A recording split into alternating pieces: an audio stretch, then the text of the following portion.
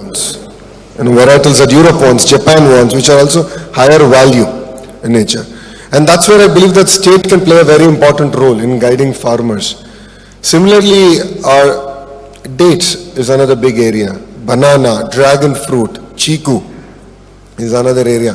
So I think there's a lot of work that we can do as a government in terms of guiding farmers, giving not just subsidies alone, but inputs and even strengthening it with research stations and ensuring that the optimal output and productivity comes from the respective farms. So for me, that's of great interest and passion. The same thing applies even to palm oil farmers. If you look at it, thanks to Annagaru, Andhra and Telangana, the two Telugu speaking states have a very important role to play in palm oil, and we help government in terms of saving our forex. We have to support them, but we have to be in the smart way. We have import duties and exports subsidies based on the inflation. So how can we have a table making it easy so that government can take appropriate decisions? For me is very fascinating. So these are, I think, interventions you'll see at a policy level that will come up. And I truly believe that Rayalaseema particularly has a great opportunity to leapfrog in agriculture. It's amazingly fertile soil, and just giving water through drip and giving extension to the appropriate horticulture crop, I think, can truly transform agriculture in that sense. And the last bit I'd like to add is technology plays an important role, more so from government's ability to map which commodity is being grown where and in what quantities, and how should government be prepared in terms of sale price hikes or slumps.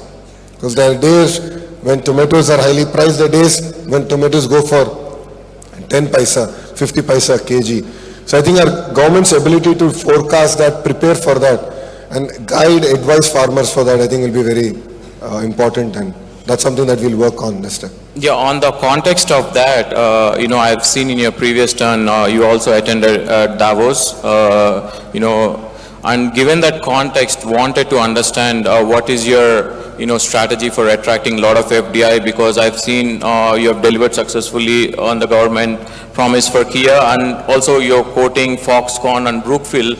What do you see your strategy for bringing a lot of FDI investments to the state of AP?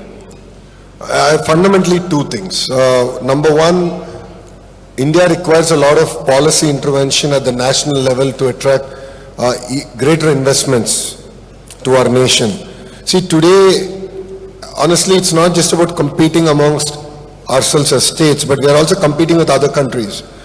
I'm competing with Vietnam for attracting electronics investments. I'm competing with Ecuador on aqua exports. I'm competing with other countries on agri-commodities. So it's very, very important that we largen the pie, create a very conducive environment for medium, large corporates, global corporates to look at India as their hub. Second, it's no longer about ease of doing business, it's about speed of doing business. So all the business process re-engineering that we're doing as state is to focus on speed of doing business.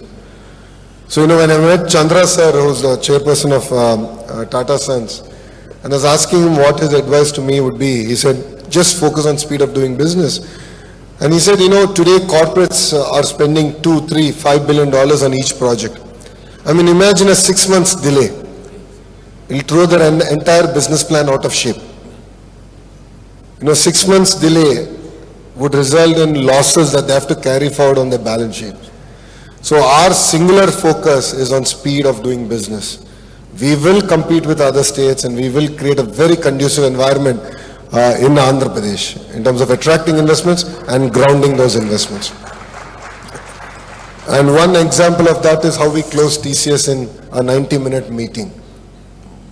That's the way we will work and get investments into state of Andhra Pradesh. Wow, that's a kind of an insight where I wanted to get into the context of bridging the gap for organization like IT Surveillance, where there's a lot of small business enterprises, all the way from 100 to almost thousands of employees. Because whenever you create enterprise, the speed, the context is the speed. So in that context, wanted to personally understand, when you dealt with a lot of enterprises, what was one of the challenge or some of the insight that you felt personally the most important thing in creating a faster speed for enterprises? You mean as a government or? As a government. So the challenge is how do you translate the vision of the chief minister down to the grassroots line functionary? So the chief minister has a clear vision to attract investments. Every meeting he talks about how many jobs did we create. But the problem that I see even at the grassroots level, at the field level is there is still the need for greater momentum.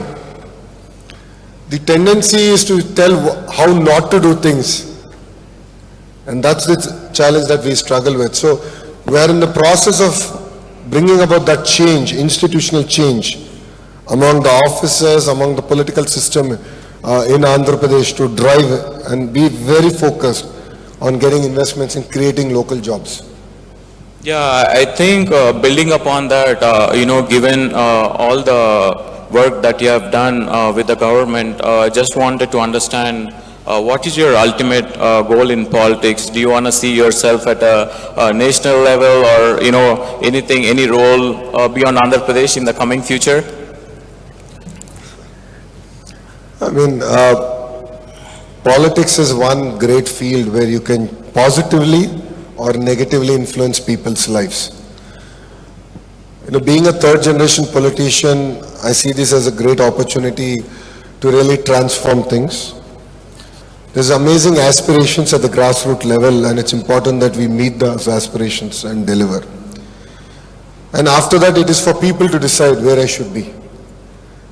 People of Mangalgiri in 2019 felt that, I had to serve them for 5 more years before giving me a chance. And when they gave me a chance, it is with a majority that Andhra Pradesh has never seen.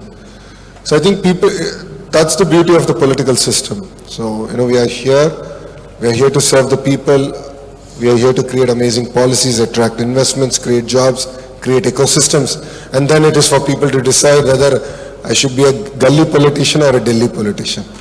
Oh, so given that, Lokesh Garu, one of the other thing, a lot of, people in the audience would love to know is, you were back home at the ripe age or early age of 32,